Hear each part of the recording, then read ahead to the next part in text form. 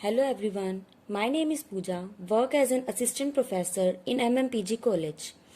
Hope you all are fit and fine at your home. I am going to deliver a presentation to help you to understand management accounting basics, means the conceptual framework of management accounting. So first of all, we need to understand what is management and what is accounting. So what is management? जैसा कि हम जानते हैं हमारे parents हमारे घर को manage करते हैं, किसे क्या चाहिए, क्या चीज़ की कमी है, क्या हमें लाना है, किसकी फ़ी पेंडिंग है, हमारे ग्रैंड पेरेंट्स को क्या चाहिए, हर एक चीज़ को वो मैनेज करते हैं। इसी तरह से हमारे बिजनेस में क्या होता है, बिजनेस में एक मैनेजमेंट की ज़रूरत होती है ताकि हमारे बिजनेस को मैनेज किया जा सके। जैसे आप देख रहे हैं, it refers to the process of conducting a set of functions. Functions को कंडक्ट करते हैं जैसे planning, organising, staffing, directing, controlling to get the work done in an efficient and effective manner, ताकि हमारा काम कम टाइम में और कम कॉस्ट में पूरा हो जाए, हमारे जो भी गोल्स हैं उन्हें हम अचीव कर सकें। What is accounting? अकाउंटिंग क्या है? It is a systematic process of identifying, पहचानना, मेजर करना, रिकॉर्ड करना, क्लासिफाई करना, समराइज करना, इंटरप्रेट करना एंड कम्युनिकेटिंग द इंफॉर्मेशन आगे हमें जो मैनेजर्स को चाहिए होती है या हमारे जो स्टेक होल्डर्स हैं, जैसे यहाँ दिखा रखे हैं, हमारे जो स्टेक होल्डर्स हैं उनको देना। In broad way, we can say accounting is a measurement, processing and communication of financial information, only the financial, a little bit of non-financial, about economic activities such as business, corporations. These are economic entities. Accounting, which has been called the language of business. Now, what is management accounting? हमारे जो financial accounting है और cost accounting है उसकी information इतनी sufficient नहीं होती कि वो मैनेजर्स को डायरेक्टली हेल्प कर सके, इसलिए मैनेजमेंट अकाउंटिंग आई। मैनेजमेंट अकाउंटिंग दोनों को कंबाइन करके जो रिजल्ट आता है फाइनेंशियल अकाउंटिंग और कॉस्ट अकाउंटिंग की जो इन्फॉर्मेशन है उसे हम मॉडिफाई करके मैनेजमेंट को प्रोवाइड करते हैं। Here we can see, thus we can safely say that a system of accounting which helps management in discharging its function, management को help करता है ताकि वो अपने जो functions है उसे discharge कर सके, जितने भी उसके functions होते हैं सारे properly वो अपनी discharge कर सके, इसलिए management accounting आई ताकि managers को help हो। So we can say that when accounting information are collected, presented, analyzed, interpreted and reported to help the management in taking various managerial decisions, then it is known as management accounting. ये basically सिर्फ management के लिए होती है, ना कि ये stake holders को दी जाती है। ये था मैनेजमेंट अकाउंटिंग का meaning. Now let us come to the next topic, nature of management accounting. Management accounting के क्या फीचर्स हैं? फीचर्स वही होते हैं जो मीनिंग होता है। मीनिंग के अंदर जितनी भी चीजें होती हैं वो सारी एक एक करके फीचर्स होती हैं। जैसे फर्स्ट है, it gives more emphasis on decision making for future. ये क्या करती है? डिसीजन मेकिंग के ऊपर इसका मोटिव होता है। मैनेजमेंट अकाउंटिंग का मोटिव ही यही होता है ताकि मैनेजर्स को डिसीजन लेने में हेल्प कर सके फ्यूचर के लिए। Next, modified data are use for decision making. जैसे मैंने आपको बताया फाइनेंशियल अकाउंटिंग, कॉस्ट अकाउंटिंग की जो इन्फॉर्मेशन है उसको हम मॉडिफाई करते हैं मैनेजमेंट अकाउंटिंग के टूल्स एंड टेक्निक से ताकि वो डिसीजन मेकिंग में हेल्प कर सकें। Next, management account provide information for decision making and note the decision. इसमें आपको एक ध्यान रखनी है ये बात कि मैनेजमेंट अकाउंटिंग में जितनी भी मॉडिफाइड डाटा होता है वो डिसीजन नहीं देता, वो एक एज हम कह सकते हैं जैसे सलाह देता है कि अगर आपको ये चीज सही लगती है तो ये चीज है कॉस्ट अकाउंटिंग में या फाइनेंशियल अकाउंटिंग में, ना कि डिसीजन देता है। वो मैनेजर्स के ऊपर होता है कि वो एक्सेप्ट करते हैं कि नहीं। नेक्स्ट पॉइंट है coordination and communication of activities and information. इसमें क्या होता है? कोऑर्डिनेशन होता है एक्टिविटीज का और कम्युनिकेशन होता है। पहले कॉस्ट अकाउंटिंग में, फाइनेंशियल अकाउंटिंग में जो है कोऑर्डिनेशन होता है कि फाइनेंशियल अकाउंटिंग से कॉस्ट अकाउंटिंग इंफॉर्मेशन लेगा, वो अपना डाटा निकालेगा। तब उसके बाद क्या होता है? Communication of activities and information managers को देते हैं ताकि वो अपने हेल्प कर सके डिसीजन मेकिंग में। Next, no set formats. जैसे फाइनेंशियल अकाउंटिंग में होता है एक प्रिस्क्राइब्ड फॉर्मेट होता है कि आपको ऐसे ऐसे अपना डाटा बनाना है। इसमें कोई फॉर्मेट नहीं होता, इसमें मैनेजर्स को जो डाटा चाहिए वो ले लेगा। एप्लीकेशन इज ऑप्शनल, इसकी एप्लीकेशन ऑप्शनल है। जैसे कॉस्ट अकाउंटिंग में, फाइनेंशियल अकाउंटिंग आपको बिजनेस में करनी पड़ेगी, वैसे मैनेजमेंट अकाउंटिंग का कोई बेसिक एप्लीकेशन नहीं है कि आपको ये करना ही होगा। वो मैनेजमेंट के ऊपर या ओनर्स के ऊपर डिपेंड करता है कि वो मैनेजमेंट अकाउंटिंग करेगी कि नहीं। Next, to select alternative decision. जैसे आपको 2-3 ऑप्शंस दिए जाते हैं, कॉस्ट अकाउंटिंग, फाइनेंशियल अकाउंटिंग की जो इन्फॉर्मेशन है उसे tools and techniques management accounting की उससे मॉडिफाई किया गया। फिर आपको बताया गया कि अगर आपको ये चीज सही लगती है तो देखिए आपके पास ये अल्टरनेटिव्स है, मैनेजमेंट अपने आप डिसाइड करेगी उसको कौन सा अल्टरनेटिव ज्यादा बेस्ट लगता है। That was the nature of management accounting. Now come to the next topic, scope of management accounting. Means from where the management accounting takes the information to modify and use it for decision making. Now, first is financial accounting. मैंने आपको पहले बताया financial accounting में क्या होता है। Financial accounting में journal entries कर से लेके आगे फाइनेंस अकाउंट्स बनाए जाते हैं।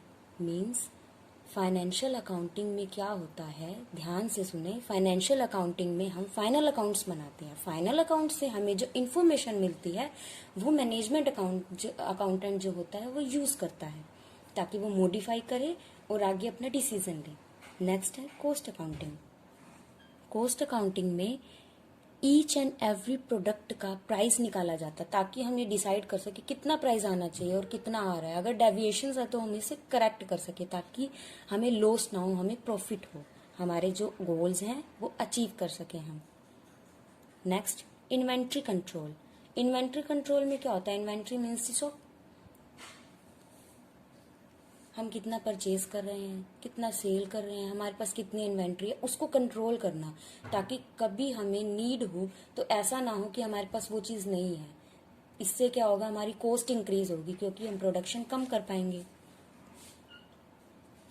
नेक्स्ट है टैक्स अकाउंटिंग। टैक्स अकाउंटिंग में क्या होता है, हम टैक्स की कैलकुलेशन करते हैं, हमें कब पे करना है, कब नहीं पे करना है, कितना पे करना है, ताकि हमारे ऊपर हमें जो बिजनेस में फाइन ना लगे, हम अपना टाइम टू टाइम टैक्स पे करते हैं।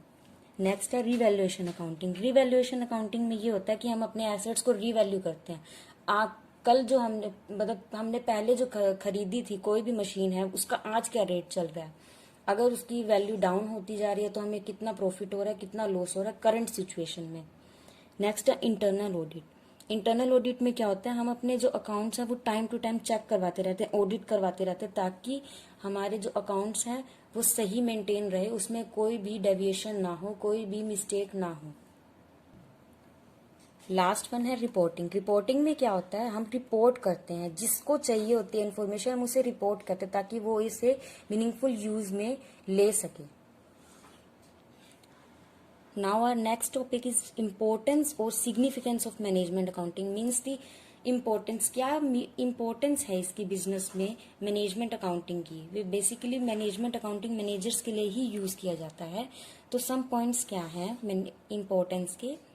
फर्स्ट है इंक्रीजेस दी एफिशिएंसी। एफिशिएंसी इंक्रीज करता है, जैसे कि financial accounting, cost accounting information देते हैं मैनेजमेंट अकाउंटिंग को ताकि मैनेजर्स यूज कर सकें अपने डिसीजन के लिए, फ्यूचर के डिसीजन के लिए, ताकि कोई डेविएशंस ना हो। मीन्स कि उनकी एफिशिएंसी इंक्रीज हो रही है। नेक्स्ट है हेल्पफुल इन प्लानिंग।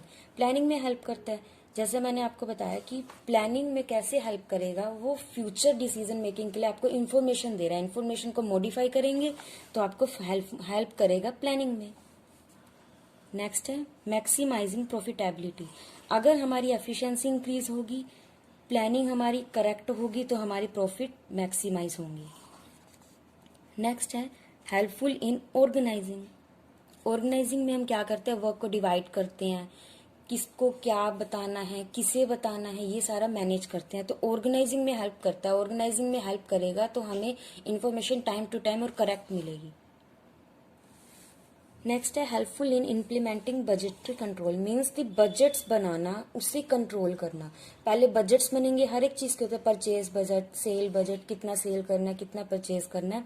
उस बजट के अकॉर्डिंग हम अपना आज की कंडीशन देखेंगे कि आज हमारी क्या कंडीशन है, बजट के अकॉर्डिंग काम हुआ है कि नहीं, अगर डेविएशन है तो उसे करेक्ट करेंगे।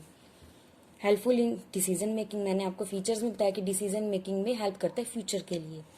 लास्ट है helps in office services. Office services means recording, filing, maintenance of various day to day processed information, data copies and other communication material related to accounts department. Accounts department के जितने भी ये recording, filing, हर एक चीज के जो activities होती हैं उसमें हेल्प करता है, ताकि वो टाइम टू टाइम हो और मैनेजर्स जो है अपने बिजनेस को मैनेज कर सकें। पहले हमने पढ़ा स्कोप क्या होता है। स्कोप में मीन्स कहाँ से इंफॉर्मेशन आती है। नाउ है tools and techniques use in management accounting. कौन सी टूल्स एंड टेक्निक्स हैं जिससे मैनेजमेंट अकाउंटेंट यूज करके, जिसको यूज करके मॉडिफाई करता है डाटा और यूज करता है। फर्स्ट है financial accounting records and their reports. Financial accounting में जो फाइनल अकाउंट्स बनते हैं उसके रिकॉर्ड्स और उनके रिपोर्ट्स, उस बेसिस पे जो मैनेजमेंट अकाउंटेंट है वो मॉडिफाई करके डाटा यूज करता है, ताकि वो डिसीजन ले सके फ्यूचर के लिए और कोई डेविएशंस ना आ सके। नेक्स्ट है कॉस्ट अकाउंट्स। मैंने आपको पहले बताया कॉस्ट अकाउंट्स में क्या होता है, हर एक की कॉस्ट बनाई जाती है, प्रोसेस की, बैच की, कितने बैचेस बनाने हैं, क्या कॉस्ट आएगी, ये सारा कुछ मैनेज किया जाता है। उसी बेस पे टेंडर्स अप्लाई होते हैं, टेंडर्स हम एक्सेप्ट करते हैं, टेंडर्स जो हमारे पास आते हैं उसे हम एक्सेप्ट करते हैं। तो मैनेजमेंट क्या कर रही है, मैनेजमेंट उस डाटा को यूज करके टेंडर्स को एक्सेप्ट कर मीन्स की डिसीजन ले रही है। नेक्स्ट है बजटरी कंट्रोल। बजटरी कंट्रोल में वही चीज आएगी कि बजट्स बनाएंगे, देन उसे अप्लाई करेंगे। अगर डेविएशंस आते हैं एक्चुअल को और जो हमें डिजायर्ड है उससे कंपेयर करके, अगर पॉजिटिव है नेगेटिव दोनों डेविएशंस देखेंगे। अगर नेगेटिव है तो उसे करेक्ट करेंगे, पॉजिटिव है तो उसे अप्रिशिएट करेंगे। नेक्स्ट है marginal costing. Marginal costing means जैसे कि हम कोई प्रोडक्शन करते हैं उसमें फिक्स्ड और वेरिएबल दो तरह की कॉस्ट लगती है। फिक्स तो फिक्स ही रहती है, लेकिन जो वेरिएबल है, वेरिएबल चेंज होती रहती है, प्रोडक्शन के हिसाब से चेंज होती रहती है। जैसे हमें एक लेबर अगर 100 यूनिट बना रहा है, अगर हमें 120 चाहिए तो हमें 2 लेबर लगाने पड़ेंगे। ऐसे क्या होता है, वेरिएबल कॉस्ट चेंज होती रहती है।